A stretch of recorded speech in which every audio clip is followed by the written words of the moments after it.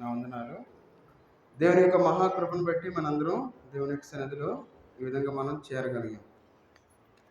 ఇప్పటివరకు మనం దేవుణ్ణి ఆరాధించి ఉన్నాం. దేవుని యొక్క వాక్య భాగం నుండి కొన్ని మాటలు మనం చదువుకొని మనల్ని మనం పరిశీలించుకొని బలలో పాలుపంపులు పొందాం. మనం దేవుని సన్నిధికి రావాలంటే చాలా కష్టంగా ఫీల్ అవుతూ ఉన్నాం కదా. సహజంగా మనం దేవుని మందిరానికి రావాలంటే కష్టంగా ఫీల్ అవుతూ ఉంటాం. అయితే దేవుని మందిరం వాక్య భాగంలో కొన్ని మాటలు రాశారు. పాత నిబంధనలో దేవుని మందిరానికి రాకపోతే ఏం జరుగుతుంది అనే విషయాల గురించి కొన్ని రాశారు. కొన్ని విషయాలు మనం పరిశీలన చేసుకున్నాం. 2వ దినవృత్తాంతం గ్రంథం 30వ అధ్యాయము 1 నుండి 9 వచనాలు మార్చి చదువుకున్నాం. 2వ దినవృత్తాంతముల గ్రంథం 30వ అధ్యాయము 1 నుండి 9 వచనాలు మనం మార్చి చదువుకున్నాం. మరియు హిజ్కియా ఇశ్రాయేలు దేవుడైన యెహోవాకు పస్కా పండుగ ఆచరించుటకై యెరూషలేములో ఉన్న యెహోవా మందిరమునకు రావలసినదని ఇశ్రాయేలు వారికి అందరికీ యూదా వారికి అందరికీ వర్తమానములను ఎఫ్రాయిమీయులకును మనష్షే వారికి పత్రికలను పంపెను.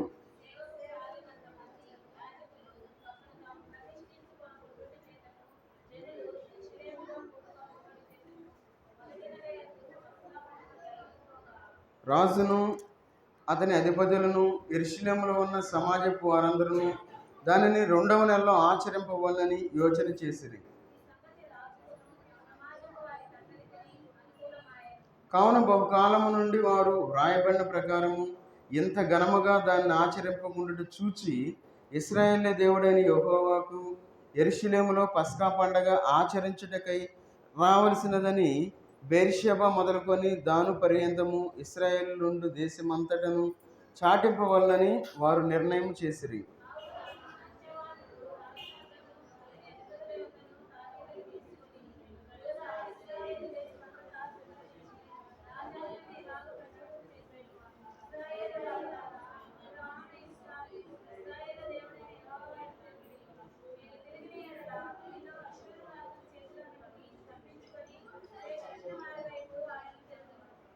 తమ పితరుల దేవుడైన యెహోవా యెడల ద్రోహముగా ప్రవర్తింపున మీ పితరుల వలన మీ సహోదరుల వలన మీరు ప్రవర్తింపకుడి. వారి ప్రవర్తన ఎట్టిదో మీకు అగపరచవలనని ఆయన వారిని వినాశనమునకు అప్పగించెను.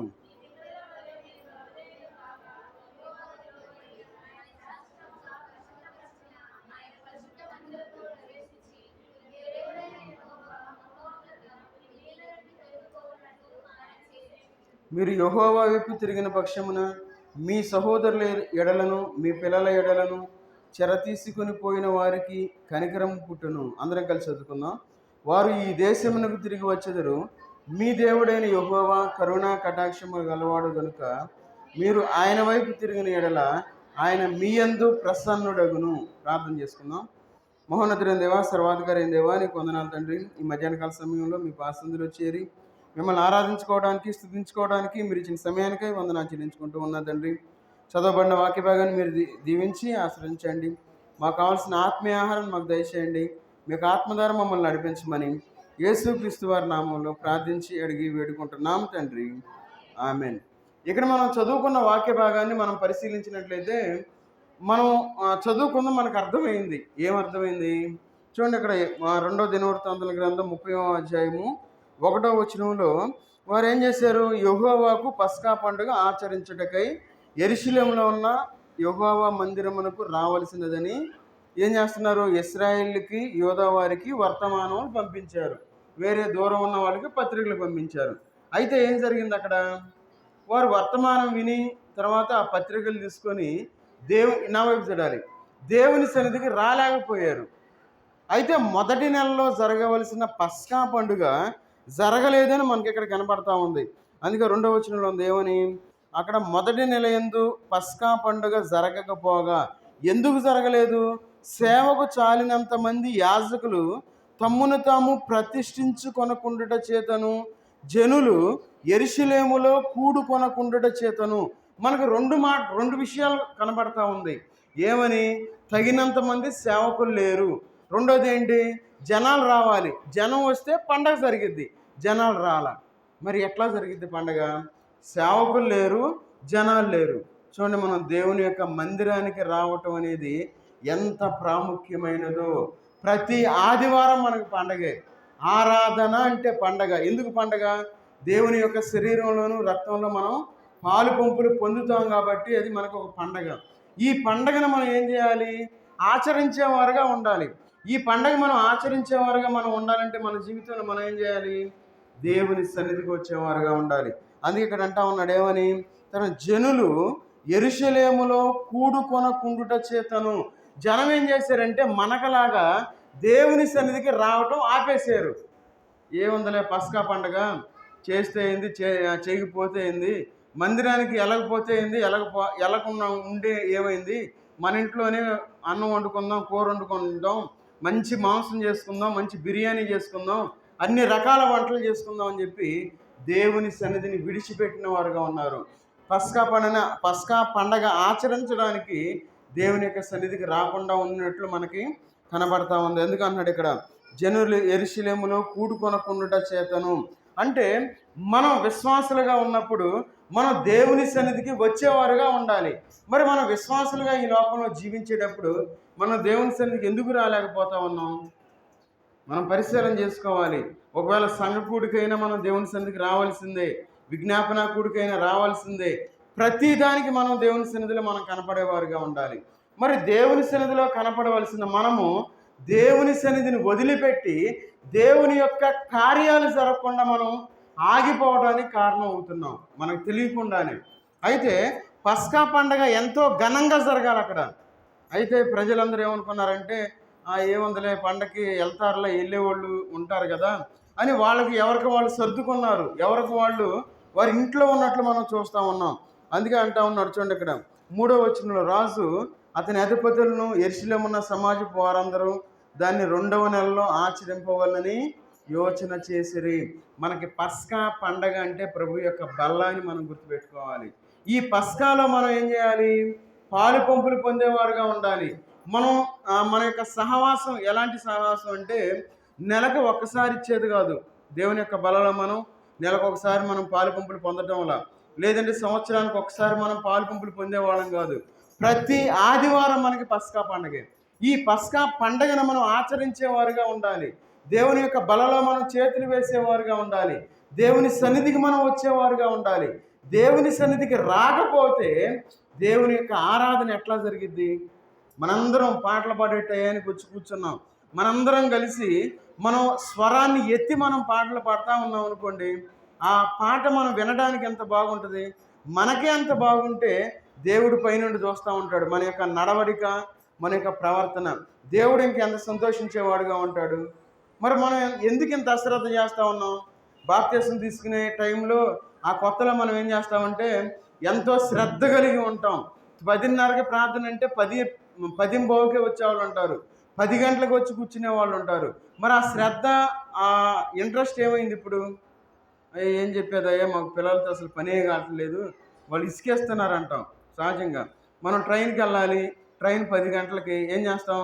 పిల్లలు ఇసుకేస్తున్నారని చెప్పి 10:30కి వెళ్ళి స్టేషన్లో కూర్చుంటామా? కూర్చోం. కరెక్ట్గా 10ంటికి వెళ్తాం. వాళ్ళని కొట్టైనా లేకపోతే వాళ్ళని దండించైనా ఏదో ఒకటి చేసి, అయ్యా మా ఆయన ఊరుకోవట్లేదు, అసలు పనులు కావట్లేదు, ఆదివారం కూడా ఏం ప్రార్థన అంటున్నాడు అని మనం చెప్పేవారుగా ఉండకూడదు. అందుకే చూడండి ఇక్కడ 8వ వచనంలో అంటా ఉన్నారు ఏమనంటే, మధ్యలో చూడండి, ఆయన శాశ్వతముగా పరిశుద్ధపరిచిన ఆయన పరిశుద్ధ మందిరములో ప్రవేశించి మీ దేవుడైన యెహోవా మహోగ్రత మీ మీద తొలగిపోవునట్లు ఆయనను సేవించుడే. మరి మనం ఆ విధంగా దేవుణ్ణి సేవించేవారుగా ఉన్నామా? మనం ఎట్లా సేవిస్తూ ఉన్నాం? దేవుని ఉగ్రత మన మీద ఉన్నదేమో. దేవుని ఉగ్రత మన మీద ఉంటే మనం బాగుపడం అంటే అభివృద్ధి మనలో ఉండదు. మనం ఏదైనా చెయ్యాలి అంటే మనకి ముందుకు వెళ్ళలేం. కొంతమంది అంటారు ఏమనంటే, అయ్యా ఏం చెప్పేదయ్యా, నేను ఎంత సంపాదించినా రూపాయి మిగలట్లేదంటారు. ఆ మాట అనేవాళ్ళు దేవుని సన్నిధికి రాలేని వారుగా ఉంటారు. ఎప్పుడైతే దేవుణ్ణి భక్తి కలిగి మనం ఆయన యందు భయభక్తులు కలిగి మనం సేవించేవారుగా ఉంటామో దేవుని యొక్క ఉగ్రత మన మీద ఉండదు. ఎందుకంటున్నాడు 9వ వచనంలో, మీ దేవుడైన యెహోవా కరుణా కటాక్షములు గలవాడు కనుక మీరు ఆయన వైపు తిరిగిన యెడల ఆయన మీ యందు ప్రసన్నుడగును. మనం ఆయన వైపు తిరగాలి. మనం దేవుని సన్నిధికి రాకుండా మన ఇష్టానుసారంగా ఉండి మన ఇంట్లో కూర్చొని నేనే నాకే అన్ని తెలుసు, నేనే బాగా ప్రార్థన చేస్తాను అని మనం ఎప్పుడు అనుకోకూడదు. చూడండి, దేవుని సేవకులు చాలా గొప్ప గొప్ప సేవకులు వెళ్ళిపోతూ ఉన్నారు. ఈ మధ్య 15వ తారీఖు ప్రకాష్ గారు మీకు తెలిసే ఉంటుంది. యూట్యూబ్లో తర్వాత శుభవార్త టీవీలో ఆయన కనపడతా ఉంటారు. ప్రకాష్ గారు ఆయన బల్లగుద్దు చెప్తూ ఉంటాడు, ఏమని ప్రతి విషయం ఖండిస్తూ ఉంటాడు. ఆయన సడన్గా చనిపోయారు. ఆయనకి 25 సంవత్సరాల నుండి కిడ్నీ ప్రాబ్లం ఉంది, కిడ్నీలో కణిత ఉంది. ఆయన చెప్తా ఉన్నాడు, ఆయన సాక్ష్యం చెప్తా ఉన్నాడు. ఏది, ఆ కిడ్నీలో కణిత ఉన్నప్పుడే మాట్లాడుతూ ఉన్నాడు. ఏమని అంటా ఉన్నాడంటే, దేవా నువ్వు పెట్టావు, నీ ఇష్టం, నన్ను ఉంచితే ఉంచు, తీసుకుంటే తీసుకో, నీ సేవకై నేను ఉంటాను, నీ యొక్క సేవలో నేను ఉంటానని చెప్పి తను చివరి వరకు దేవుని యొక్క సేవలో ఉన్నాడు. మరి మన జీవితంలో మనం ఎలాంటి తీర్మానం మనం తీసుకునేవారుగా ఉన్నాం? దేవుని సన్నిధికి రావడానికే మనం చాలా కష్టపడుతున్నాం. ఒకవేళ టీవీలో ఏదైనా మంచి ప్రోగ్రాం వస్తుంది అనుకోండి, మనం ఏం చేస్తాం? చూస్తామా, చూడకుండా ఉంటామా? ఉదాహరణ, ఏదైనా సినిమా చూస్తూ ఉన్నారనుకోండి, మీరు 3 గంటలకు సైలెంట్గా కూర్చొని చూస్తారు. అవునా కాదా? మేము పరిశుద్ధులు, మేము చూడమనే మాట అన్నద్దు, ఖచ్చితంగా చూస్తారు. మరి దేవుని సన్నిధిలో మనం ఎందుకు ఉండలేకపోతా ఉన్నాం? మహా అయితే 2 గంటలు, 2:30 గంటలు. చాలా జాగ్రత్తగా ఉండాలి. అందుకే మనం దేవుని వైపు మనం తిరిగేవారుగా ఉండాలి. మరణము అనేది ఎట్లా వచ్చిందో మనకు తెలియదు. నాకు ఈరోజు ఉదయం ఆయన గురించి ఒక పాట ఎవరో ఒకరు రిలీజ్ చేశారు. ఆ పాట అనిపించింది, నాకు అప్పుడు అనిపించింది, దేవుడు ఒక తలంపు రప్పించాడు. వాళ్ళు ఏ విధంగా అయితే ఆ డిబేట్లు మనం పెట్టకపోయినా, ఈ ప్రశ్న అంటే యూట్యూబ్లో మనం ఇప్పటివరకు వాక్యాలే మనం పెట్టాం. దేవుణ్ణి ఎందుకు నమ్మాలి, ఎట్లా కొన్ని క్వశ్చన్స్ రేజ్ చేసి ఆ వీడియోలు కూడా పెట్టాలని ఒక తీర్మానం నేను తీసుకున్నాను. అట్లా చేసామనుకోండి, అందరు మన మీదకి వచ్చేస్తారు, వాళ్ళకి నచ్చం మనం. కాబట్టి ఏది ఏమైనా దేవుని కోసం మనం నిలబడేవారుగా ఉండాలి. అందుకే మనం దేవుని వైపు మనం తిరిగేవారుగా ఉండాలి. అందుకే చూడండి, ఇక్కడ 5వ వచనంలో అంటా ఉన్నాం, ఏమని, కావున బహుకాలం నుండి వారు వ్రాయబడిన ప్రకారము ఎంత ఘనముగా దాన్ని ఆచరింపకుండుట చూచి, దేవుని సన్నిధిలో మనం ఆరాధన లేదంటే బలలో చేతులు వేయటం అనేది ఘనముగా జరిగేదిగా ఉండాలి. ఎందుకంటే దేవుని యొక్క సన్నిధిలో మనం బాప్తిసం తీసుకున్నాం. దేవుని యొక్క ఆయన యొక్క బలలో చేతులు వేసే భాగ్యాన్ని దేవుడు ఇచ్చాడు. ఆయన యొక్క శరీరాన్ని మనం తింటా ఉన్నాం, ఆయన యొక్క రక్తాన్ని మనం తాగుతూ ఉన్నాం. ఎలాంటి భాగ్యాన్ని కలిగిన మనము మర్చిపోతూ ఉన్నాం. నేను బాప్తిసం తీసుకున్నాను అనే విషయాన్ని మనం మర్చిపోతూ ఉన్నాం. దేవుని సన్నిధికి రాము, మనల్ని చూసి మన పక్కన వాళ్ళు మనం పిలుచుకురావాలి, అసలు ఆ విషయాలే మనం మర్చిపోతూ ఉన్నాం. చూడండి, ఈ లోపల మనం ఎట్లా ఉండాలి చూడండి. అందుకే అంటా ఉన్నాడు, మనం దేవుని సన్నిధికి రాకపోతే దేవుని యొక్క మహిమను మనం చూడలేని వారుగా ఉంటాం. చూడండి, 2 కొరింథీయులకు రాసిన పత్రిక 3వ అధ్యాయము, 2 కొరింథీయులకు రాసిన పత్రిక 3వ అధ్యాయము 18వ వచనం చదవండి. మనమందరమును ముసుగులేని ముఖముతో ప్రభువు యొక్క మహిమ నుండి అధిక మహిమను పొందుచు ప్రభువు ఆత్మ చేత ఆ పోలికగానే మార్చబడుచున్నాము. మనం ఎట్లా మార్చబడాలి? ఉదాహరణకి మనకు అర్థం అవడానికి మనందరికీ తెలుసు, ఏం తెలుసు? మనం అనుకుంటాం బొచ్చు పురుగు అనుకుంటాం. అందరికీ అర్థం అవడానికి మనం బొచ్చు పురుగులు వచ్చినాయి అనుకోండి, ఒకవేళ మనకి ములక్కాయ చెట్టు ఉంటే బొచ్చు పురుగులు వస్తాయి, బాగా చాలా బాగా వచ్చేస్తాయి. ఆ పురుగులన్నీ మన ఇంట్లోకి వచ్చినాయి అనుకుందాం. వాటిని మనం చూస్తే మనం ఇష్టపడతామా? ఇష్టపడం. అట్లా కాకుండా చిలకలు వచ్చినాయి అనుకోండి మన ఇంట్లోకి, ఒక గుంపుగా వచ్చేసింది, మొత్తం వచ్చి లోపలికి వచ్చినాయి. అప్పుడు మనం ఏం చేస్తాం? మన చేయి జాపి మనం అది వచ్చి మన మీద వాలాలి అని మనం ఇష్టపడతాం. ఏం జరుగుతుంది అక్కడ? ఆ గొంగళి పురుగు ఆ యొక్క రూపాంతరం చెంది చిలకగా ఏర్పడతా ఉంది. అదేవిధంగా మన జీవితంలో గొంగళి పురుగు వంటి స్వభావం కలిగిన మనము ఏం చేయాలి? ఒక తీర్మానం తీసుకోవాలి.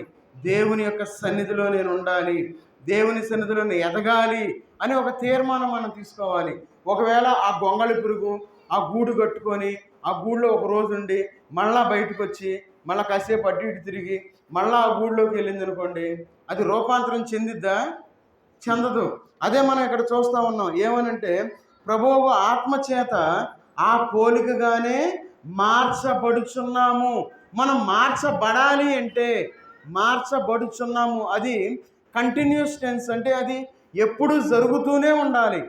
ఈ లోకంలో మనం జీవించేటప్పుడు ఏమవుతుందంటే అపవాది మనల్ని ఎట్లా చెడగొట్టాలి, మనం ఏ విధంగా దేవుని యొక్క సన్నిధి నుండి మనం దూరంగా తీసుకువెళ్ళాలి, మనం మలినకరంగా ఈ లోకంలో ఏ విధంగా జీవించాలి అని అపవాది ఎప్పుడు మన ప్రయత్నం చేస్తూ ఉంటుంది. అయితే మనం ఏం చేస్తాం తెలుసా? అపవాదికి అవకాశం ఇస్తాం. అపవాది మనల్ని ఏం చేస్తుంది? దేవుని యొక్క సన్నిధిలో ఉండవలసిన మనల్ని బయటికి తిరిగేలా చేస్తూ ఉంటుంది. అనేకమైన పనులు కల్పిస్తూ ఉంటుంది. మన చుట్టాలు చూసుకుంటే అదే రోజు వస్తారు. అదే రోజు మనకి మంచి కార్యాలు, పెళ్ళిళ్ళు కానీ, ఏదన్నా కార్యాలు, ఏదన్నా మన ఫంక్షన్లు కానీ అన్నీ ఆదివారమే పెట్టుకుంటాం మనం. ఎందుకు? దేవుని సన్నిధిలో మనం మార్చబడవలసిన మనము ఈ విధంగా దేవుని సన్నిధిలో గడపకుండా ఉండడానికి అపవాది చేసే ఒక క్రియని మనం గుర్తించలేకపోతూ ఉన్నాం. కాబట్టి ఈ లోపల మనం జీవించేటప్పుడు మనం పరిశీలన చేసుకోవాలి. అందుకే ఇక్కడ అంటా ఉన్నాడు ఏమనంటే, ప్రభు యొక్క మహిమను అద్దము వలె ప్రతిఫలింపజేయచ్చు. అద్దము వలె ప్రతిఫలింపచేయచ్చు అంటే అర్థం ఏంటి? ఉదాహరణకి సూర్యుడు ఉన్నాడు. సూర్యుడు డైరెక్ట్గా మనకి సన్లైట్ మనకి పడతా ఉంది. సూర్యకాంతి మన మీద పడతా ఉంది. ఈ సూర్యకాంతి పడేటప్పుడు మనకంతా నష్టం లేదు. అంటే నష్టం లేదంటే పెద్దగా ఏముండదు. అదే సూర్యకాంతిని ఒక అద్దంలో రిఫ్లెక్ట్ చేసి అద్దాన్ని అట్ట పెట్టామనుకోండి, అద్దం మీద సూర్యకాంతి పడతా ఉంది. అద్దం మీద పడిన సూర్యకాంతి ఒక గోడ మీదకి పెట్టాం. అదేవిధంగా 100 అద్దాలు పెట్టి అక్కడ ఆ సూర్యకాంతి మొత్తాన్ని ఒక చోట పెట్టి మనం వెళ్ళి అక్కడ నిలబడ్డామే అనుకోండి, ఖచ్చితంగా మనం మాడిపోతాం, తగలబడిపోతాం. ఎందుకు తగలబడతాం? 100 అద్దాలు మనం అక్కడ పెట్టాం. సూర్యకాంతి డైరెక్ట్గా అద్దాల మీద పడతా ఉంది. ఈ అద్దాల మీద పడిన సూర్యకాంతి ఒక్కగడగా చేరి చూడండి ఎంత శక్తి వస్తూ ఉందో. అందుకే ఇక్కడ అంటా ఉన్నాడు చూడండి, ఏమంటా ఉన్నారు? మనము చూడండి ప్రభు యొక్క మహిమను అద్దము వలె ప్రతిఫలింపచేయచ్చు. మనందరం ఏం చేయాలి? దేవుని యొక్క మహిమని ప్రతిఫలింపజేసేవారుగా ఉండాలి. ప్రతిఫలింపజేసేవారుగా ఉండాలంటే దేవుని యొక్క మహిమ మన మీద ఉండాలి. మన మీద ఉన్న మహిమ అది ఏం జరగాలి? అందరికీ కనపడేటట్లు మనకి చూపించగలగాలి. ఆ విధంగా జరిగితే ఏమవుతుంది? మహిమ నుండి అధిక మహిమకు అధిక మహిమ పొందుచు. అదే మనం ఇప్పుడు చెప్పుకుంది ఉదాహరణ. చూడండి, సూర్యకాంతి డైరెక్ట్గా పడినప్పుడు ఏం కాదు. ఒక అద్దం పెడితే పెద్ద సమస్య కాదు. 100 అద్దాలు పెట్టి ఎప్పుడైతే అది మొత్తాన్ని ఒక చోట పెడతామో అప్పుడు ఏమవుతుందంటే ఒక గొప్ప కాంతిని మనం చూడగలం. ఆ కాంతి ద్వారా తగలబడే స్థితికి వెళ్ళిపోద్ది ఏదైనా. ఒకవేళ మనిషి నిలబడితే ఖచ్చితంగా తగలబడిపోతాడు, మాడిపోతాడు ఆ మనిషి. చూడండి ఎంత శక్తి వస్తూ ఉందో. అదేవిధంగా మనందరం విశ్వాసులుగా ఈ లోకంలో జీవిస్తూ ఉన్నాం. ప్రతి ఒక్క విశ్వాసి యొక్క జీవితంలో ఆయన యొక్క మహిమ మన మీద ఉండాలి. అంటే ఒకవేళ మనం దేవుని సన్నిధికి రాలేదనుకుందాం, ఒకవేళ 10 మంది రాలేదనుకుందాం, ఈ 10 మంది మీద ఉండవలసిన మహిమ ఏం జరుగుతుంది? దేవుని మందిరంలో ఉండకుండా పోతుంది. 90 అద్దాలే ఉన్నాయి, 10 అద్దాలు పక్కకు పోయినాయి, కొంచెం తగ్గిద్దిగా, ఆ బలం తగ్గిద్దిగా.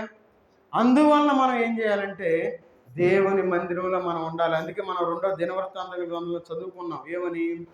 ప్రజలు దేవుని యొక్క సన్నిధికి మందిరానికి రాకుండా ఉండటం చేత ఆ పస్కా పండగ ఆగిపోయినట్లు మనం చూస్తూ ఉన్నాం. మన జీవితం చాలా జాగ్రత్తగా పరిశీలన చేసుకోవాలి. అయ్యా దేవుడు తెలుసుగా, నాకు కాళ్ళు నొప్పులంది దేవునికి బాగా తెలుసు. అయ్యా నాకు నేను అసలు నడవలేనని దేవునికి తెలుసు. లేదంటే అయ్యా నాకు షుగర్ ఉంది, లేదంటే నాకు బీపీ ఉంది, ఇవన్నీ దేవుడు తెలుసు అని మనం అనుకుంటాం సహజంగా ఈ లోకంలో. దేవునికి తెలుసు, అయినా మనం దేవుని సన్నిధిలో ఉండాలి. 25 సంవత్సరాలు ప్రకాష్ గారు పనిచేశారు, దేవుని యొక్క పనిలో ఉన్నాడు ఆయన. చూడండి ఎంత గొప్పగా వాడబడ్డాడు. ఆయన వాక్యం వింటే నాకు తెలిసి సేవకులకి మంట. ఎందుకంటే ఆయన ఉన్నది ఉన్నట్టు మాట్లాడతాడు. ఆయన సహజంగా పెళ్ళిళ్ళు చేసేటప్పుడు ఏం చెప్తారు? తండ్రి, కుమార, పరిశుద్ధాత్మ, ఈ 3 ముళ్ళని కంపేర్ చేస్తూ ఉంటారు. ఆయన డైరెక్ట్ చెప్పేస్తూ ఉన్నారు. ఆ 3 ముళ్ళు అసలు దానికి సంబంధమే లేదు, అసలు మీరు చెప్పొద్దు. దేవుణ్ణి తీసుకొచ్చి ఈ అపవిత్రమైన దాని గురించి చెబుతా, అంటే ఈ లోకానుసారమైన ఆచారాల గురించి మీరు చెప్తా ఉన్నారు అని చెప్పి ఆయన యూట్యూబ్లో ఖండించినట్లు నేను విన్నాను. ఎవరైనా మాట అన్నారనుకోండి, పాస్టర్ గారు ఏమంటారు? ఏందా ఆయన చెప్పేది, అసలు దానికి దీనికి పోలికుందా అంటారు. చూడండి మన జీవితంలో అని చెప్తూ ఉన్నాడు ఏంటంటే ఆమ్, ఈ మంగళసూత్రంలో కనబడే అక్కడ తగిలించుకుంటారు కదా, అవి ఆ దేవతల యొక్క అవయవాలు అని చెప్తా ఉన్నాడు. మనకు ఆ విషయం తెలియదు కాబట్టి మనం కళ్ళు మూసుకొని వెళ్ళిపోతూ ఉన్నాం. కాబట్టి మన యొక్క జీవితంలో మహిమ కలిగిన వారుగా ఉండాలి. అధిక మహిమ కలిగిన వారుగా ఉండాలి అంటే మనం దేవుని సన్నిధికి వచ్చేవారుగా ఉండాలి. మనం దేవుని సన్నిధికి రాలేకపోతా ఉన్నాం కాబట్టి మన మహిమను మనం కోల్పోతా ఉన్నాం. మన మహిమ ద్వారా అధిక మహిమ పొందవలసిన మనము ఉసూరుమంటూ ఈ లోకంలో మనం జీవించేవారుగా ఉన్నాం. అందుకే చాలా స్పష్టంగా చెప్తా ఉన్నాడు. అందుకే ఇక్కడ ఒక చూపిస్తా ఉన్న ఉదాహరణ చెప్తా ఉన్నా ఏమని, ప్రభువు యొక్క మహిమను అద్దము వలె ప్రతిఫలింపజేయచ్చు. చూడండి దేవుడు ఎంత క్లియర్గా చెప్తా ఉన్నాడు. మనం ప్రతిఫలింపజేసేవారుగా ఉండాలి. ఈ విధంగా మన అందరం కలిసి దేవుని పనిలో మనం ఉంటే, పోయిన వారం అందరం కలిసి రాళ్ళు మోసి అక్కడ పోసాం. మనందరం కలిసి చూడండి ఎంత సింపుల్గా అయిపోయిందో. ఒకవేళ మనం అనుకోవచ్చు ఒక ఇద్దరున్న ముగ్గురున్న పనికి పెట్టుకుంటే బాగుంటుందిలే, ఒక 1000 రూపాయలు 2000 పెట్టు బాగానే ఉంటుంది. చూడండి మనం దేవుని పనిలో పాలి భాగస్థులం అయ్యాం. అది మనకి ఎంత ఆశీర్వాదం అంటే మనం గుర్తుపెట్టుకోవాలి. చూడండి దేవుని పని చేసే భాగ్యాన్ని మనం పొందుకున్నాం. దేవునికి పనిచేసే అంతటి వాళ్ళం కాదు, మనం దేవునికి ఇచ్చే అంతటి వాళ్ళం కాదు. ఎందుకంటే సమస్తం దేవుడు మనకి ఇస్తూ ఉన్నాడు కాబట్టి ఏదో మన శక్తిని కొలది మనం దేవుని పనిలో ఉండవలసి ఉంది. కాబట్టి మనం అధిక మహిమకు పొందేవారుగా ఉండాలంటే మనం దేవుని యొక్క సన్నిధికి వచ్చేవారుగా ఉండాలి అని చెప్పి దేవుని యొక్క మాటలు మనకి హెచ్చరిస్తూ ఉన్నాయి. చూడండి మా 2 కొరింథీ పత్రికలోని 3వ అధ్యాయము 10వ వచనం చదవండి. 3:10 అత్యధిక మహిమ దీనికి ఉండటం వలన ఇంతకు మునుపు మహిమ కలదిగా చేయబడినది ఈ విషయములో మహిమ లేనిదాయను. చూడండి అదంతా దానికి కారణం ఎవరు? మనమే. ఒకవేళ ఉదాహరణకి మొదటి వారం కొంచెం ఎక్కువ మంది కనబడతారు మన మందిరంలో, 2వ వారం 3వ వారం 4వ వారం సగం మంది రారు. ఏముంది వెళ్ళపోయినా ఏం కాదులే, మొదటి వారం బల్ల చేతులు వేస్తున్నాగా సరిపోయింది అనుకున్నాం. కాదు. అందుకే మనం ఏం చేస్తూ ఉన్నామంటే దేవుని యొక్క మహిమ లేని వారుగా మనం దేవుని మందిరంలో దేవుని యొక్క మహిమ మనం కనపరిచేవారుగా ఉండాలి. అందుకే ఇక్కడ అంటా ఉన్నారు ఏమంటా ఉన్నారు, అత్యధికమైన మహిమ దీనికి ఉండటం వలన ఇంతకు ముందు మహిమ కలదిగా చేయబడినది ఈ విషయములలో మహిమ లేనిదాయను. మీ తర్వాత దాని పై వచనాలు చదువుకోండి. 3వ అధ్యాయం 1వ వచనంలో ఏముంటుందంటే మమ్మల్ని మేమే తిరిగి మెప్పించుకొని మొదలు పెట్టుచున్నామా. చూడండి ఏం ప్రశ్న వేస్తూ ఉన్నారు. మమ్మల్ని మేమే. ఈ లోకంలో సహజంగా మనం అనుకుంటాం ఏమని, నా అంత మంచివాడు లేడు, నా అంత చెప్పేవాళ్ళు లేడు, నా అంత పాటలు పాడేవాళ్ళు లేరు, నా అంత ప్రార్థన చేసేవాళ్ళు లేరు. చూడండి ఈ లోకంలో మనం అనుకుంటాం ఏది మనకున్న దాన్ని బట్టి. సహజంగా మనం అందుకే ఇక్కడ ప్రశ్నిస్తూ ఉన్నాడు ఏమని, మమ్మును మేమే తిరిగి మెప్పించుకొని మొదలు పెట్టుకొనిచున్నామా. తర్వాత అంటే కొందరికి కావలసినట్టు మీ యొద్దకైనను మీ యొద్ద నుండి అయినను సిఫారసు పత్రికలు మాకు అవసరమా. చూడండి రికమెండేషన్. ఈ లోకంలో ఎవరన్నా స్టేజ్ మీదకి వచ్చి పిలిచారనుకోండి, అయ్యా ఫలానా సేవకుడు రావాలి బాగా చెప్తాడు అన్నారు అనుకోండి, మనకి ఎంత బాగుంటుందో.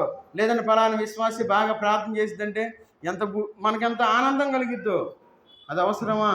చూడండి ఈ లోకంలో మనం జీవించేటప్పుడు మనం దేవుని ఎదుట మనం యోగ్యులంగా ఉండాలి. దేవుని సన్నిధిలో మనం ఎట్లా ఉండాలి? ఆయనకి ఇష్టంగా ఉండాలి. మనుషులను మనం మెప్పించవసరంలా. ఒకవేళ వాళ్ళు తప్పుడు మార్గంలో ఉంటే మనం ఒకసారి చెప్పాలి, 2 సార్లు చెప్పాలి, 3వసారి వదిలేయాలి. మనం దేవుని వైపు చూసేవారుగా ఉండాలి. అందుకే దేవుడు మనల్ని మహిమ కలిగిన వారుగా చేసుకున్నాడు కాబట్టి అత్యధికమైన మహిమ పొందేవారుగా మనం ఉండాలి అని చెప్పి దేవుని యొక్క వాక్యం సెలవిస్తూ ఉంది. కాబట్టి మనందరం దేవుని సన్నిధికి రావాలి. దేవుని మహిమను మనం దొంగిలించే వారుగా ఉండకూడదు. ఎందుకంటే దేవుడు మనకు మహిమనిచ్చాడు. ఆ మహిమను మనం తీసుకెళ్ళి ఇంట్లో పెట్టామనుకోండి, మహిమ లేనిది అవుతుంది మందిరం అని మనం గుర్తించేవారుగా ఉండాలి. కాబట్టి ఈ యొక్క మధ్యాహ్నకాల సమయంలో అధికమైన మహిమను మనం పొందేవారుగా ఉండాలి. ఈ లోకంలో సహజంగా మనం ఏమనుకుంటామంటే మనమే బుద్ధిమంతులు అనుకుంటా ఉంటాం. నా అంత బుద్ధిమంతులు లేడు అనుకుంటాం. చూడండి యెషయా గ్రంథం 28వ అధ్యాయము, యెషయా గ్రంథం 28వ అధ్యాయము. అందుకంటే ముందు చూడండి రోమిలికి రాసిన పత్రిక, ఒక మాట చదువు. రోమిలికి రాసిన పత్రిక 11వ అధ్యాయము 36వ వచనం చదవండి. 11:36. ఆయన మూలముగను, ఆయన ద్వారాను, ఆయన నిమిత్తమును సమస్తము కలిగి ఉన్నది.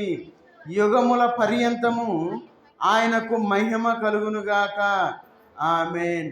చూడండి ఇక్కడ, ఆయన మూలముగాను, ఆయన ద్వారాను, ఆయన నిమిత్తము. చూడండి ఇక్కడ 3 మాటలు చెప్తూ ఉన్నారు. ఆయన మూలంగా మనం వచ్చాము, ఆయన నిమిత్తం మనం జీవించేవారుగా ఉండాలి, ఆయన ద్వారా మనం ఈ లోకంలో నడుచుకునేవారుగా ఉండాలి. ఈ లోపల మనం లోకానుచారాలు మనం కొన్ని విషయాల్లో నాకు కొన్ని చోట్లకి వెళ్ళినప్పుడు నాకు వాళ్ళు చేసే పనులను బట్టి నేను డైరెక్ట్గా చెప్పేస్తా వాళ్ళకి, ఇందుని బట్టే మీ దగ్గర రావట్లేదంట, అంతే. ఆ మాట చెప్పకుండా నేను సైలెంట్గా ఉన్నాను అనుకోండి, అది దేవునికి మహిమ కాదు. వాళ్ళు మార్చుకుంటారు, లేకపోతే మీ ఇష్టం. ఒకవేళ మీరు తర్వాత పిలిచినా మీ దగ్గరికి రాను అని చెప్తా, అంతే. ఎందుకంటే దేవుడు మనల్ని మహిమకరంగా దేవుడు చేసి ఉన్నాడు. అందుకన్నాడు ఏమని, ఆయన మూలముగాను, ఆయన ద్వారాను, ఆయన నిమిత్తమును సమస్తమును కలిగి ఉన్నవి. ఈ లోకంలో మనం జీవించే జీవితము ఆయన లేకుండా కలగల. దేవుడు మనకు కుటుంబాన్ని ఇచ్చాడు, ఆయన మనకు బిడ్డల్ని ఇచ్చాడు, మనకు ఒక కుటుంబ వ్యవస్థని ఇచ్చాడు. సహజంగా ఈ లోకంలో మనం జీవించేటప్పుడు మన కుటుంబాన్ని మనం సరి చేసుకునేవారుగా ఉండాలి. ఎందుకు సరి చేసుకోవాలి? చనిపోయిన తర్వాత మన కుటుంబంతో మనం పరలోకంలో ఉంటాం.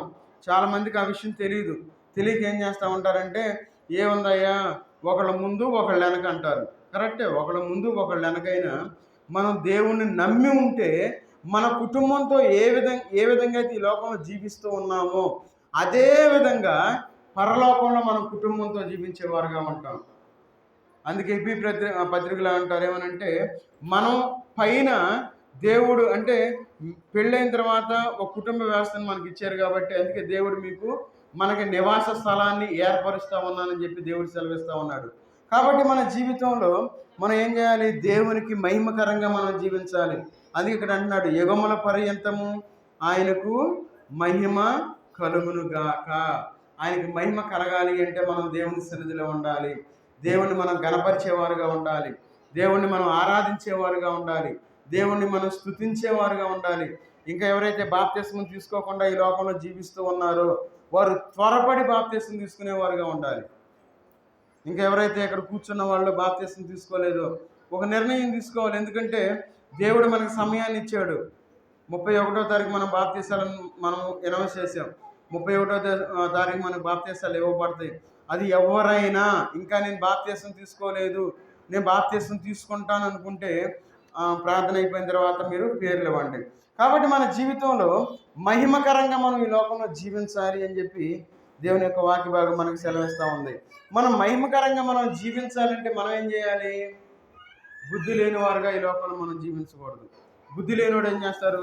పిల్లలకు ఒక మాట చెబుతాం, 2 సార్లు చెబుతాం, 3వసారి చెప్తాం.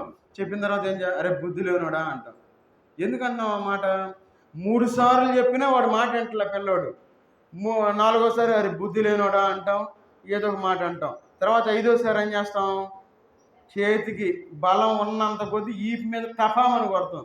పిల్లలు లేదు, పెద్దవాళ్ళు లేదు, ఎవరిని కొట్టేస్తాం. చూడండి, మన జీవితంలో మనకే అంత కోపం వస్తూ ఉంటే మరి దేవుడు ఆయన రక్తం పెట్టి మనల్ని కొనుక్కున్నాడు, ఆయన మనల్ని పరిశుద్ధపరుచుకున్నాడు, ఆయన మనల్ని నీతిమంతులుగా నిలబెట్టాడు, ఆయన సన్నిధిలో మనం ఉండాలి. దేవుడు ఎన్నోసార్లు వాక్యం ద్వారా మనల్ని హెచ్చరించాడు. ఇన్నిసార్లు హెచ్చరించిన తర్వాత మనం దేవుని సన్నిధికి రాకపోతే ఏం చేస్తాడు? చూడండి, యెషయా గ్రంథం 28వ అధ్యాయము, యెషయా గ్రంథం 28వ అధ్యాయము 29వ వచనం తీసినారు, చదవండి. జనులు సైన్యములకు అధిపతియగు యెహోవా చేత దాన్ని నేర్చుకుందురు. ఆశ్చర్యమైన ఆలోచన శక్తియు అధిక బుద్ధియు అనుగ్రహించువాడు ఆయనే. చూడండి, ఇక్కడ ఏమంటా ఉన్నారు? జనులు సైన్యములకు అధిపతియగు యెహోవా చేత దానిని నేర్చుకుందురు. మనం నేర్చుకోవాలి అంటే మనం ఎక్కడికి రావాలి? దేవుని సన్నిధికి రావాలి. మన బిడ్డలు ఏం చేయాలి? సహజంగా నర్సరీలో జాయిన్ చేసాం బిడ్డల్ని, మన పిల్లల్ని జాయిన్ చేసాం. మన పిల్లలు ABCDలు నేర్చుకోవాలంటే వాళ్ళు రెగ్యులర్గా స్కూల్కి వెళ్ళాలి. మనం ఏం చేస్తాం, మనం పంపించేది నర్సరీకి, కానీ మనం వర్షం పడినా ఎంత ఇబ్బంది అయినా సరే వాళ్ళని ఖచ్చితంగా తీసుకెళ్ళి స్కూల్లో వదిలిపెట్టి వస్తాం. ఎందుకు? ఇంట్లో సగం గోల ఉండదు ఫస్ట్. రెండోది ఏంటంటే కొంచెం నేర్చుకుంటాడని. ఇంటి దగ్గర ఉండి ఆ దగ్గర నుండి ఇసుకేస్తాడు, అటు అంటాడు, ఇటు అంటాడు, మమ్మల్ని ఏది ఇస్తాడు అనుకుంటారు కదా. అయితే మనం దేవుని సన్నిధిలో మనం నేర్చుకునేవారుగా ఉండాలి. వారిని మనం బుద్ధి కలగడానికి మనం స్కూల్కి పంపిస్తూ ఉన్నాం. మనం బుద్ధి నేర్చుకోవడానికి దేవుని సన్నిధికి మనం వచ్చేవారుగా ఉండాలి. అందుకే ఇక్కడ అంటా ఉన్నాడు, యెహోవా చేత దాని నేర్చుకుందురు. మనం దేవుని దగ్గర ఏమి నేర్చుకుంటా ఉన్నాం? అయ్యా ఆశీర్వాదం గురించి ఆశీర్వాదం గురించి చెప్పాను అనుకోండి, చాలా సంతోషంగా ఉంటుంది. అట్లా కాకుండా మనం ఎట్లా ఉంటే మనం ఆశీర్వదించబడతామంటే మనకు నచ్చదు. లేదంటే దేవుని యొక్క వాక్యంతోనే మనం చెప్పుకున్నాం అనుకోండి, ఎవరికి నచ్చదు. అందుకే యూట్యూబ్లో మన పెద్దగా చూడరు, చాలా తక్కువ మంది చూసేది. మహా అయితే కొంచెం వందల్లోనే చూసేది, వేలల్లో మిలియన్లో మనం చూడట్లా. ఎందుకు చూడట్లేదంటే మనం కథలు చెప్పుకోం, వాక్యంగానే ప్రకటించుకుంటాం, ఎట్లా ఉందో అట్లానే మాట్లాడుకుంటాం. కాబట్టి ఎవరు ఇష్టపడరు. సహజంగా మనం అనుకోవచ్చు యూట్యూబ్లో పెద్ద డబ్బులు వచ్చేస్తే, ఎందుకంటే మనం కూడా కథలు చెప్పి చక్కగా 2-3 కథలు చెప్పేసి దేవుడు మిమ్మల్ని దీవించును గాక, అబ్రహాం నడిపించిన దేవుడు మిమ్మల్ని ఆ విధంగా దీవించబోతున్నాడు ఆమేన్ అన్నాను అనుకోండి, జనాలకు ఎట్లా ఉండదంటే అది పెద్ద మంచిగా అనిపిస్తుంది, కానీ అది నిజమైన ఆశీర్వాదం కాదు. మన జీవితంలో మనం బుద్ధి నేర్చుకోవాలి అంటే చూడండి, అక్కడ ఆశ్చర్యకరమైన ఆలోచన శక్తియు అధిక బుద్ధియు అనుగ్రహించువాడు ఆలనే. ఆలోచన లేనివారుగా ఈ లోకంలో మనం జీవిస్తూ ఉన్నాం. కాబట్టి ఇంతవరకు మనం బాప్తిసం తీసుకోవాలా. ఎన్ని సంవత్సరాలు అయింది మనం దేవుని యొక్క వాక్యాన్ని వింటా ఉన్నాం? ఎన్నో సంవత్సరాలు అయింది. పేతురు గారు అక్కడ వాక్యం ప్రకటిస్తూ ఉన్నప్పుడు 3,000 మంది బాప్తిసం తీసుకున్నారు. 3,000 మంది దేవునిలో చేర్చబడ్డారు. నపుంసకుడు వెళ్తా ఉన్నాడు, ఏం అర్థం కాల, ఇదేందా అనుకుంటా ఉన్నాడు. చూడండి, దేవుని యొక్క ఆత్మ ద్వారా నడిపించబడి దేవుని యొక్క వాక్యం బోధించబడి నీళ్లు కనపడిన వెంటనే అన్నాడు, ఏమని? అయ్యా నాకు బాప్తిసం అన్నాడు. బాప్తిసం తీసుకున్నాడు. చూడండి, ఆలోచన శక్తి, బుద్ధి మనకు రావాలంటే మనం దేవుని యొక్క జ్ఞానాన్ని, వాక్యాన్ని మనం సరిగ్గా అర్థం చేసుకునేవారుగా ఉండాలి. ఈ లోకంలో మనం జీవించేటప్పుడు ఆలోచన లేని పనులు మనం చేస్తూ ఉంటాం. అందుకే మనకి బుద్ధి కలగాలంటే మనం దేవుని యొక్క సన్నిధిలో ఉండాలి. అందుకే ముందు మాటలో చెప్తా ఉన్నాడు, ఏమని? యెహోవా చేత దానిని నేర్చుకుందును. ఎవరైతే నేర్చుకునేవారుగా ఉంటారో వారి జీవితంలో ధన్యమైనవి అని మనం గుర్తుపెట్టుకోవాలి. చూడండి, ఈ లోకంలో మనకు ఆశ కలిగి ఉండాలి. దేవుడు ఆశ కలిగిన ప్రాణాన్ని తృప్తిపరిచేవాడుగా ఉంటాడు ఆయన. మనం ఆశ లేని వారుగా ఉన్నాం అనుకోండి, ఏ వందలయ్యా, ఏం వాక్యం, ఏం మందిరం, ఏం బిడ్డలు, ఏం భర్త మనం అనుకుంటాం. ఒకవేళ భర్త తాగుతూ ఉంటాడు, వచ్చి కొడతా ఉంటాడు, తిడతా ఉంటాడు, ఏం భర్త అన్నయ్య, బద్దాకి ఏది ఎత్తున్నాడు. చూడండి, మన జీవితంలో మనం ఎప్పుడూ ఉసూరుమనేవారుగా ఉండకూడదు. ఆలోచన శక్తి, ఎట్లా మార్చుకోవాలి నా భర్తని, నేను ఏ విధంగా మార్చుకోవాలి అని ఒక ఆలోచన రావాలి. ఆలోచన తగ్గట్టు మనం బుద్ధి కలిగి ఈ లోకంలో ఉండాలి. చాలామంది ఏం చేస్తూ ఉంటారంటే శపించేవారుగా ఉంటారు. ఒకవేళ తాగుతా లేదంటే పిల్లలు ఇసుకిస్తూ ఉంటే వారి యొక్క మరణాన్ని కోరుకునేవారుగా ఉంటారు చాలామంది. ఒకతను చెప్తా ఉన్నాడు, ఒకతను చెప్పాడు ఏమనంటే, అయ్యా నా బిడ్డ విషయంలో నేను వీడు చనిపోతే బాగుండిద్ది అనుకున్నాను, నేను దేవుడు నా బిడ్డను నా దగ్గర నుండి తీసేశాడు అని చెప్తా ఉన్నాడు. దేవుడు మన నోటికి అంత శక్తినిచ్చాడు. అందుకే ఎప్పుడు తొందరపడి మనం మాట్లాడకూడదు. ఈ లోకంలో మనం ఏం చేస్తామంటే, ఒక మాటలో చెప్పాలంటే అశుభం వచనాలు మనం పలకకూడదు. ఈ లోకంలో ఎప్పుడూ పలకకూడదు. మనం ఎప్పుడూ మనం మంచి పలికేవారుగా ఉండాలి. దీవెనకరమైన మాటలే మనం నా వైపు చూడాలి, నిద్రపోవద్దు. దీవెనకరమైన మాటలే మనం పలికేవారుగా ఉండాలి. మన బిడ్డలు మనం దీవించేవారుగానే ఉండాలి. వాళ్ళని అరే నువ్వు నాశనం అయిపోతావు అనకూడదు. ఎప్పుడు మనం నువ్వు నాశనం అయిపోతావు అని చెప్పి మన యొక్క భర్తలు మనం నిందించేవారుగా ఉండకూడదు. దేవుడు మన యొక్క నోటికి అంత శక్తినిచ్చాడు. చూడండి, అతను మాట చెప్పి చాలా బాధపడతా ఉన్నాడు. ఏమో చెప్తా ఉన్నాడు, ఆ బిడ్డ చేసే పనులను బట్టి నువ్వు చచ్చిపోతే బాగుండిద్ది అని చాలాసార్లు అనుకున్నాడంట అతను. ఆ విధంగా అనుకున్నానయ్యా నేను, నా బిడ్డను తీసుకెళ్ళిపోయాడంట అన్నాడు. చూడండి, మన జీవితంలో ఒకవేళ మనం అదొక పరీక్ష అనుకోవచ్చుగా. దేవుడు నన్ను పరీక్షిస్తూ ఉన్నాడు, ఈ పరిశోధనలు నిలబడాలి అని మనం ఏం చేయాలి? ఏబు వలె మనం నిలబడేవారుగా ఉండాలి. ఏబు ఆ కష్టంలో ఉన్నప్పుడు ఏముంది? అదే మాట ఉంది ఏబు యొక్క భార్య, నువ్వు చచ్చిపోవాలి అంతే, దేవుని దూషించి. ఆ విధంగా మనం అశుభాన్ని మనం పలికేవారుగా ఉండకూడదు. ఎప్పుడు మనం శుభాన్ని పలికేవారుగా ఉండాలి. ఎప్పుడు మనం దీవించేవారుగా ఉండాలి. ఒకవేళ మనం కష్టాల్లో, నష్టాల్లో, వేదనలో ఉన్నప్పుడు మన శుభవచనాలే పలికేవారుగా ఉండాలి. మన యొక్క బాధను మనం దేవుని మీద మనం పెట్టేవారుగా ఉంటే దేవుడు మనకి ఆలోచనకర్తగా ఉన్నాడు. ఆయన మనకి బుద్ధినిచ్చేవాడుగా ఉన్నాడు. అందుకన్నాడు, ఆశ్చర్యకరమైన ఆలోచన శక్తియు అధిక బుద్ధియు అనుగ్రహించువాడు ఆయనే. ఆ ఆలోచన చెప్పిన మనం ఈ లోకంలో నడుచుకునేవారుగా ఉండాలి. ఎప్పుడైతే ఆ విధంగా ఈ లోకంలో మనం జీవించేవారుగా ఉంటామో, ఎందుకంటే మరలా ఒకసారి గుర్తు చేస్తా ఉన్నా, ఈ విషయం మీకు ఆల్రెడీ 2 సార్లు చెప్పినట్టు ఉన్నా. నేను స్కూల్లో పనిచేసేటప్పుడు 2 సార్లు ఆల్రెడీ చెప్పాను. ఒక పాపకి ఏం లేదు, కంటికి ఆపరేషన్ 60,000 ఎంత అయ్యిద్ది అన్నారు. అయితే ఆ తండ్రిని ఆ పాప గురించి ఏమన్నాడంటే అనకూడని మాట అన్నాడు. ఏమన్నాడు? నేను చెప్పను, మళ్ళీ నా నోటి నిన్ను, ఎందుకంటే మళ్ళీ యూట్యూబ్లో పోతుంది మనది, మన యూట్యూబ్లో పోతే కొంచెం జాగ్రత్తగా చూసేవాళ్ళు అంటారు. అనకూడని మాట అన్నాడు. అయితే నేను లోపల కూర్చొని పని చేసుకుంటా ఉన్నాను కంప్యూటర్. అమ్మ అంటే విషయం తెలిసింది నాకు. చూడండి, దేవుడు ఆలోచన ఎట్లా ఇస్తాడు అనేది తెలియటం కోసం చెప్తా ఉన్నాను అంతే. నేను ఏదో పెద్ద గొప్ప అని మాత్రం కాదు, నేను ఎప్పుడు చెప్పుకోను. నేను ప్రార్థన జరిగితే ఎట్లా జరిగింది అట్లా జరిగింది ఎప్పుడూ చెప్పుకోను, దాన్ని ఎప్పుడు హైలైట్ కూడా చేయను. అర్థం కావడం కోసం చెప్తా ఉన్నా. అయితే నేను ఏం చేశానంటే బయటకు వచ్చి జస్ట్ చిన్న సలహా, నేను అక్కడ మన విజయవాడ ఎల్వి ప్రసాద్ హాస్పిటల్ ఉంది. అయితే ఫోన్ చేసి నేను ఫోన్ చేసి వాళ్ళతో ఫోన్ చేసి ఇట్లా చేయండి అని చెప్పాను. వాళ్ళు వెళ్ళారు.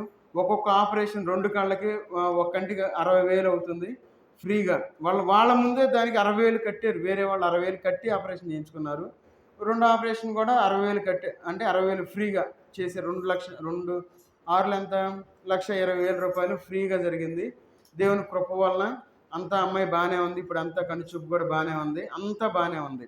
నేను ఈ మాట ఎందుకు చెప్తా ఉన్నానంటే, దేవుడు మనకి ఆలోచన ఇచ్చేవాడుగా ఉన్నాడు. ఆ ఆలోచన ఇచ్చినప్పుడు మనం ఏం చేయాలి? మనం బుద్ధిగా ఉండాలి. ఒకవేళ నేను అనుకోవచ్చు, అది కంటికి సంబంధించింది కదా, మరి ఒకవేళ చెప్తే మరి ఏదైనా జరిగిద్దేమో అని నేను సైలెంట్గా ఉన్నాను అనుకోండి, ఏమవుతుంది? మహా అయితే అప్పుడు అందరినీ కొంచెం చందాలు బయటకు కూడా పిల్లల్ని పంపిస్తే భోగేస్తే 20,000 రూపాయలు మాత్రమే వచ్చింది. 1,00,000 రూపాయలు రావాలి, వాళ్ళ వల్ల అయ్యేది కాదు. కాబట్టి మన యొక్క జీవితంలో ఈ బుద్ధి ఆలోచన అనేది దేవుడు మనకి ఇచ్చేవాడుగా ఉన్నాడు. ఎందుకు ఈ మాట చెప్తా ఉన్నానంటే, నాకు బైబిల్లో కంటే బయట విషయాలంటే, మనకు బైబిల్ అంటే చాలా గ్రంథాలు ఉన్నాయి బైబిల్ కంటే రాసినవి. మళ్ళా చెప్తున్నాను, నాకు ఆశ, మళ్ళీ ఇప్పుడు కూడా నేను తెలుసుకోవాలి ఏం జరిగింది అనే ఆశ కలిగి ఉన్నా.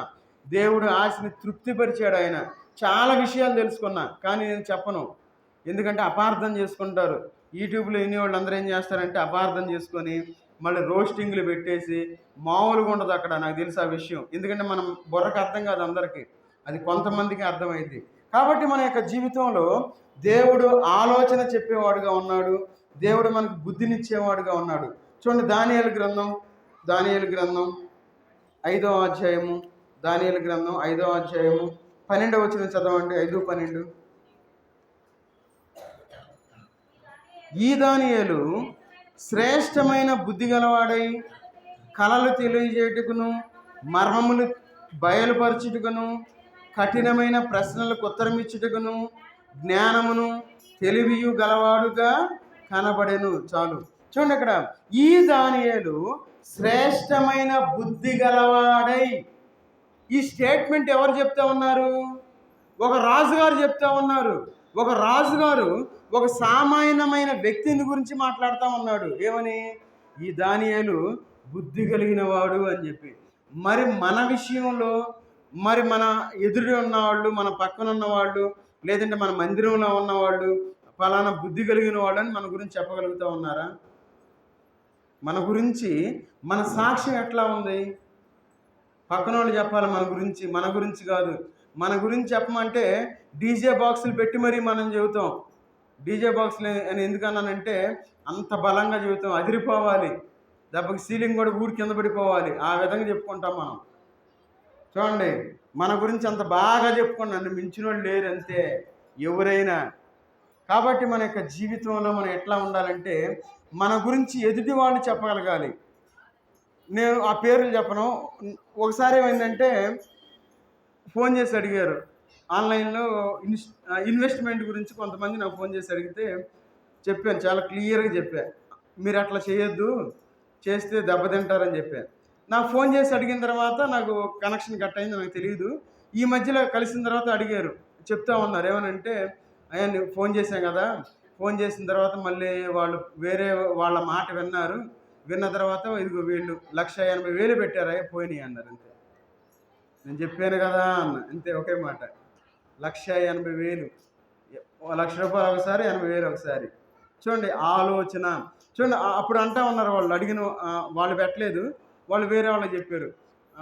ఒక మాట ఏమనంటే, చూడండి నేను ఎందుకు ఈ మాట చెప్తా ఉన్నానంటే, మనం ఆలోచన కలిగిన వారుగా ఉండాలి, మనం బుద్ధి కలిగిన వారుగా ఉండాలి, మనం 10 మందికి మనం చెప్పేవారుగా ఉండాలంటే దేవుళ్ళో మనం ఎప్పుడైతే కరెక్ట్గా ఉండగలుగుతామో, దేవుడు తన యొక్క మాట మన నోటి నుండి పలికించేవాడుగా ఉన్నాడు.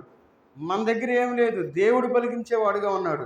అందుకే ఇక్కడ మనం చదువుతూ ఉన్నాం, ఏమంటా ఉన్నారు, ఈ దానియేలు శ్రేష్టమైన బుద్ధి గలవాడై కలలు తెలియజేయుటకును, మర్మములు బయలుపరచుటకును, కఠినమైన ప్రశ్నలకు ఉత్తరం ఇచ్చుటకును, జ్ఞానమును తెలివి గలవాడుగా కనపడెను. ఒకసారి అడిగారు, ఒకళ్ళు వచ్చి, కొంతమంది వచ్చి అడుగుతూ ఉంటారు, మా శత్రువులు ఎంత శత్రువైనా క్షమించాలా అని అడిగారు. అడిగినప్పుడు నేనేం చెప్పానంటే, ఎంత శత్రువైనా క్షమించాల్సిందే అన్న. అప్పుడు వచ్చిన రిప్లై, నేను ఇదే అనుకున్నా అన్నారు. నేను ఇదే అనుకున్నాను, నువ్వు చెప్పే మాట అనుకున్నారు. సరే అని చెప్పి ఆ మాట కొన్ని మాటలు చెప్పాను. మాటలు చెప్పిన తర్వాత కొంచెం కళ్ళలో నీళ్ళు తిరిగినాయి. సరే కాంప్రమైజ్ అయిపోయి సైలెంట్గా ఉండి ఒక నిర్ణయం తీసుకున్నారు. అట్లా కాకుండా రాగానే అస్సలు వదలొద్దు, నువ్వు మంచి అసలు వాళ్ళని మాత్రం వదలొద్దు, వాళ్ళ మొహం వైపు కూడా చూడొద్దు, అక్కడ కూడా వెళ్ళొద్దు అని అన్నానే అనుకోండి, ఏమవుతుంది అప్పుడు? ఒక సేవకుడిగా ఉండి అడిగిన తర్వాత సహజంగా మన ఆలోచనలు ఎట్లా ఉంటాయి అంటే, ఎవరైనా మనకు హాని చేస్తే ఇంతే, మన హాని వాళ్ళకి వెళ్ళొచ్చా, లేదంటే శత్రువులు వచ్చినప్పుడు వాళ్ళ ముందు భోజనం అని కొన్ని బైబిల్లో వచ్చినాలు చెప్తే అడిగారు, వాటి సమాధానం చెప్పే ఇది అని.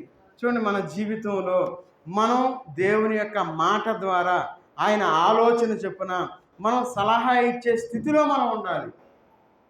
కొంతమంది అంటారు పలానా రోజు మంచిదా అంటారు. చెప్పొచ్చు, నేనేమన్నా జ్యోతిష్యం చెప్పేవాడినా? నేనే చెప్తా, అన్ని రోజులు మంచియే, రోమాపత్రిక 14వ అధ్యాయం మొత్తం చదువుకో. ఒకవేళ నీ విశ్వాసం తక్కువ ఉంటే నీ విశ్వాసం అన్ని తినొచ్చు, అన్ని చేయొచ్చు. ఒకవేళ నీ విశ్వాసంలో ఏమైనా తక్కువ ఉన్నావు అనుకో, చూసుకొని చెప్పి ఆ అధ్యాయం చూపించి అంత మాట్లాడతాను. చూడండి, ఈ లోకంలో అనుకుంటాం.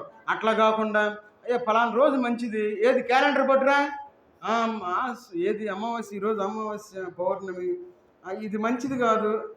నేనేమన్నా వాస్తు చూసి చెప్పేవాడినా, లేదంటే ఇంకేమన్నా మాంత్రికుడినా, లేదా పండితుడినా? చూడండి, దేవుని సేవకులు లేదంటే విశ్వాసులు చాలా జాగ్రత్తగా ఉండాలి. మన దేవుడు తన యొక్క ఆలోచన చొప్పున మనం నడిపించేవాడుగా ఉన్నారు. ఒకవేళ అలాంటి స్థితిలో ఎవరన్నా ఉంటే వారికి మనం దూరంగా ఉండాలి. ఎంత దూరంగా ఉంటే అంత మంచిది. గుర్తుపెట్టుకోవాలి, కానీ నోట్ చేసుకోండి ఆ మాట. ఒకవేళ ఎవరన్నా అలాంటి వాళ్ళు ఉంటే, దేవుడు అంత మంచిగానే ఇచ్చాడు. ఈరోజు అమావాస్య అని చెప్పి మనం వండుకోకుండా ఉంటున్నావా, తినకుండా ఉంటున్నావా? అన్నీ సజావుగా చేస్తాం. ఇల్లు కట్టాలంటే వెళ్తాం, ఏంది పలానా రోజు మంచిదయ్యా మొదలేసుకోండి, ఆమెన్. చూడండి, అక్కడ కూడా మళ్ళీ ఆమెన్. చాలా జాగ్రత్తగా ఉండాలి. ఈ లోకంలో లోకానుసారంగా ఈ లోకంలో జీవించకూడదు. ధైర్యంగా మనం దేవుని యొక్క సువార్త ప్రకటించేవారుగా ఉండాలి. ధైర్యంగా నిలబడాలి. మహా అయితే మనల్ని తిడతారు, ఏమంటారు తెలుసా, నువ్వేందో వాళ్ళ గురించి విమర్శిస్తున్నావు, పలానా వాళ్ళ గురించే నువ్వు చెబుతుంది అంటారు. నేను ఎవరి గురించి మాట్లాడను, నేను నార్మల్గానే చెప్తా. అయితే పలానా వాళ్ళు మాట్లాడుతున్నారు కాబట్టి అది వాళ్ళకి అన్వయించి చెప్తూ ఉంటారు. పలానా ఆయన ఇట్లా చేస్తూ ఉంటాడు కాబట్టి నువ్వు ఆయన గురించి చెబుతూ ఉన్నావు అంటారు. కొన్నిసార్లు ఆ మొహం చూసి చూన్నట్టు వెళ్ళిపోతారు అటు చేసేవాళ్ళు. నాకు అర్థమైంది, యూట్యూబ్లోనూ మన మైక్ ద్వారా వినుంటారులే, సరేలే అనుకుంటా. నేను మారు మనసు పొందేవారుగా ఉండాలి. కాబట్టి దేవుడు మనకి బుద్ధినిచ్చేవాడుగా ఉన్నాడు కాబట్టి, దేవుడు మనకు తెలివినిచ్చేవాడుగా ఉన్నాడు కాబట్టి మనం బుద్ధి కలిగి ఈ లోకంలో మనం జీవించేవారుగా ఉండాలి. కాబట్టి ఈ యొక్క మధ్యాహ్న కాల సమయంలో మనం దేవుని యొక్క మన యొక్క మహిమని అధిక మహిమకి మనం పొందాలి అంటే దేవుని యొక్క సన్నిధిలో మనం ఉండాలి. మన యొక్క బుద్ధి మనం ఏం చేయాలి? మంచి బుద్ధి లేదంటే అధికమైన తెలివితేటలు కలిగిన వారిగా ఈ లోకంలో మనం జీవించాలి అంటే మనం ఏం చేయాలి? దేవుని యొక్క సన్నిధిలోనికి మనం వచ్చేవారుగా ఈ లోకంలో మనం జీవించాలి. 2 మాటలు చెప్పుకుంది. 50 నిమిషాలు అయింది టైం. మీరు చూసుకున్నారు లేదు? ఏందో తెలుసులే మత్తయి తాతయ్య చెప్పినట్టు చెబుతున్నా అనుకుంటారు కొంతమంది. నాకు తెలుసు, అన్నీ తెలుసు, చూడంగానే నాకు అర్థమైపోద్ది అనుకుంటా. జాగ్రత్తగా వింటేనేమో అర్థమైద్ది, వినకపోతే ఏం అర్థం కాదు. వింటేనేమో ఇంకా కొంచెం చెబితే బాగుండిద్ది. ఏందా అప్పుడే అయిపోయిందా, 10 నిమిషాలేగా, పావు గంటగా అనిపించింది. వినకపోతే ఏంది పద్దాకి రెండో మత్తయి తాతయ్య అనుకుంటారు. అట్లా ఏమనుకోవద్దు. కాబట్టి మన యొక్క జీవితంలో మనం ముగిస్తున్నాం. ఇంకా 50 నిమిషాలు అయింది కాబట్టి నేను ముగిస్తా ఉన్నాను. కాబట్టి మనం మన యొక్క మహిమని అధిక మహిమలోనికి మనం తీసుకువెళ్ళేలా ఉండాలంటే మనం దేవుని సన్నిధికి రావాల్సిందే. మనం దేవుని సన్నిధికి రాకపోతే దేవుని మందిరంలో జరగవలసినవి ఆగిపోతాయి. దేవుని మందిరంలో జరగవలసిన కార్యాలు ఆగిపోతాయి. ఆయన మహిమ మనం చూడలేము. మనందరం రావాల్సిందే. నేను ఒక్కడనే కదా రాకపోతే ఏమైందని చెప్పి మనం సైలెంట్గా ఈ లోకంలో ఉండకూడదు. కాబట్టి ఈ మధ్యాహ్న కాల సమయంలో మనందరం ఆ విధంగా జీవిస్తూ ఉన్నామా లేదో మనం పరిశీలన చేసుకొని దేవుని యొక్క బలలో మనం పాల్గొంపులు పొందాం. కాబట్టి అందరం తల్ల వంచి మనం పరిశీలన చేసుకుందాం. మహోన్నతుడైన దేవా, సర్వాధికారైన దేవా, నీకు వందనాలు తండ్రి. ఈ మధ్యాహ్న కాల సమయంలో మీ పాసందులో చేరి మీ యొక్క వాక్యపు వెలుగులో మమ్మల్ని మేము పరీక్షించుకోవడానికి మీరు ఇచ్చిన కృపను బట్టి మీకు వందనాలు చెల్లించుకుంటూ ఉన్న తండ్రి.